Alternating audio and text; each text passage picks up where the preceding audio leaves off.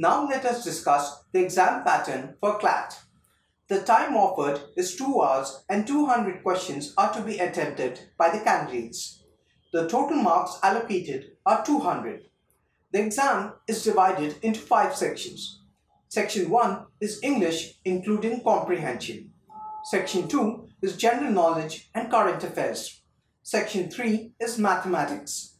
Section 4 is Legal Aptitude. Section 5 is Logical Reasoning. Exam is conducted in online mode and the medium is in English. Each correct answer gives you +1 marks. An incorrect answer deducts -0.25 marks. We have provided the link for the entire syllabus in the description below. So, if you value the content of a video, please like, share and comment on our channel.